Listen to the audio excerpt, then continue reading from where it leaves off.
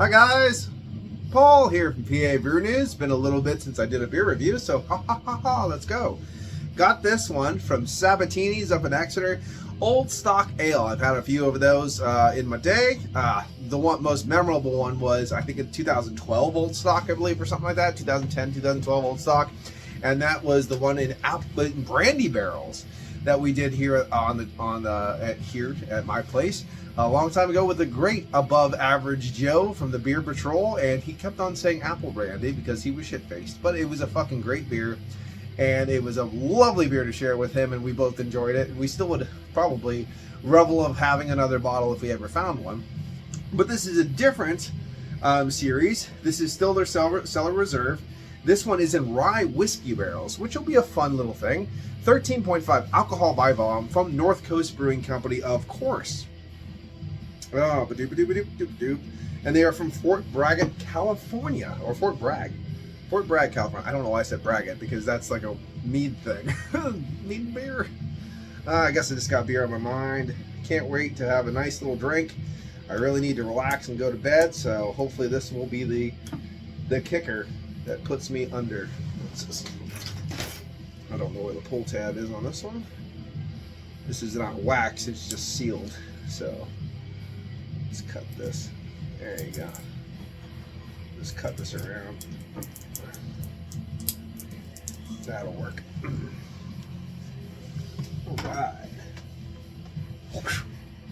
Alright, let's do it. Barrel smoke, nice to see. Thank you. Thank you for sealing properly. Alright, here it is. Look at that. Let's label out, folks. Pouring dark and lovely.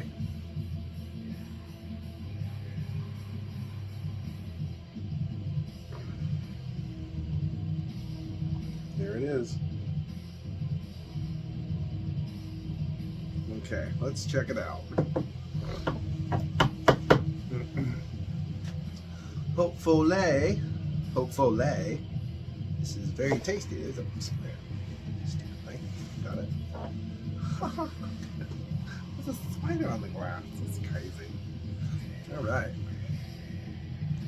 little bit darker on camera than it is in real life. Beautiful mahogany, ruby, caramel hues to the glass. All right, nice carbonation coming up. Let's get an aroma. Cheers.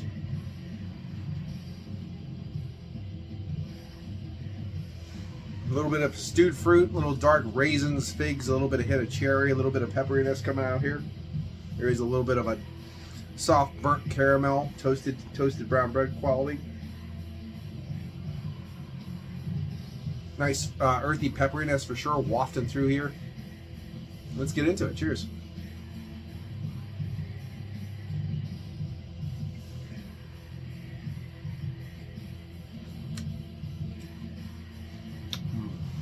Yes, yes, yes, yes, yes. Good.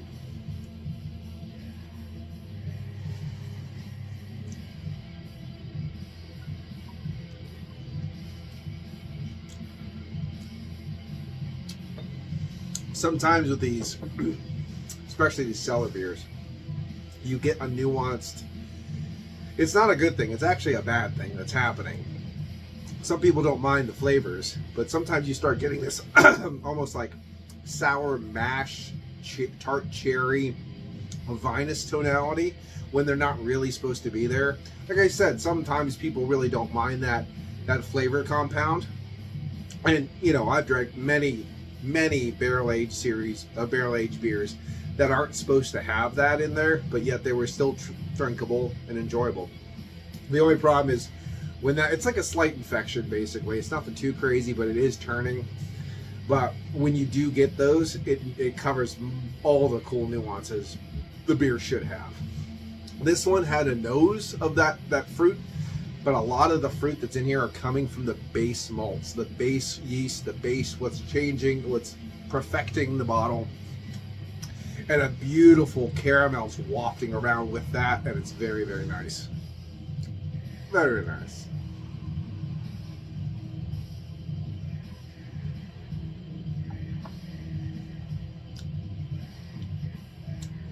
Yes. Bit of tannic char in the back for the barrel and from a little bit of that roasted note from roasted malts.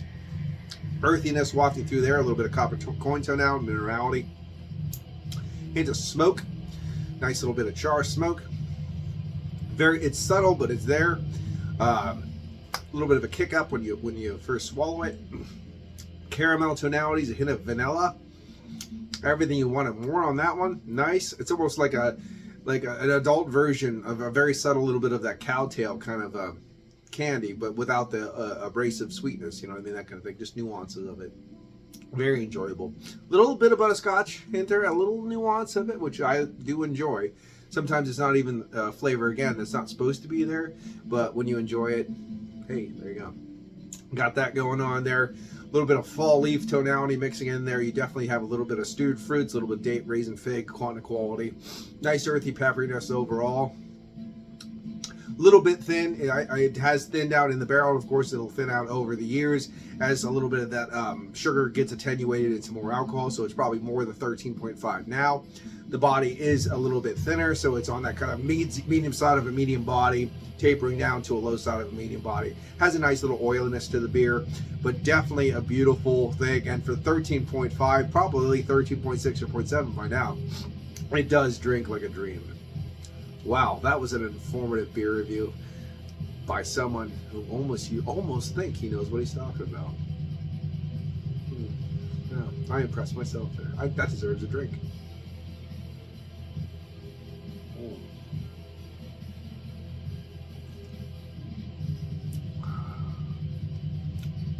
It is so damn nice when you get a beer that's as good as you hope it is. You know what I mean? It is just so good. Especially when you go and you find a vintage one and you pay the price and stuff like that. And then, and then it does make it. The other thing I do remember distinctly. The one thing I do remember distinctly about these beers is this still feels full. You only get so much beer for the size of the bottle. This motherfucker feels absolutely full. Like if you've never had one of these before and I capped this and resealed it and I put this online, people would, I mean, or like you'd be like, oh, it's this, how much bottle? Okay, perfect. We give you $20 or whatever, you go home. Nothing's in it. That's how heavy this thing is. It's really heavy. Just one thing I just remember about their bottles. It is stupid heavy. Independent since 1988. Yeah, that's the one thing I just remember about these bottles. It's hilarious. This thing is so damn. You think you got another half a beer in there? No way. It's empty. It's just, it is deceiving for sure. But that is funny. There is a nice pepperiness to this one, earthiness, smoke, char, vanilla. I think the barrel is really coming out well in this beer.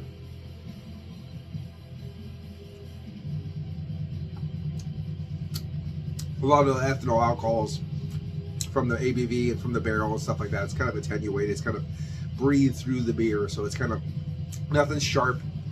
It's rounded. It's all of its edges. It's not really hitting you with too much of this or too much of that.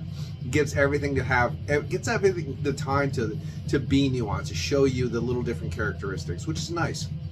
Because when you get into these more vintages, you really want to just take the time to sip on these and really enjoy these little subtle notes that kind of come out, like when a larger note starts trailing away, these other ones just kind of peek out, and it's almost like a symphony. And you really need to just take your time and enjoy, not even a dirge, but still just like a sonata or whatever. Just take your time and listen to all those back notes that are kind of filling in as the main note dies out, and that's what these beers definitely have. It's a really good, enjoyable experience, and I'm glad I'm having it right now, and I'm glad I'm sharing it with you. So, cheers.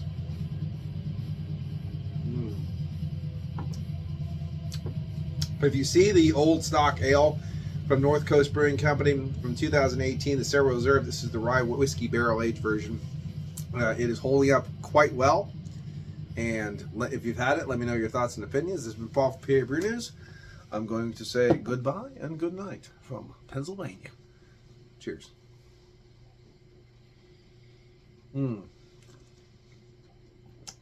That's a 9 out of 10 all day long. Bye-bye. Watch that finger. Here it comes. Bye-bye.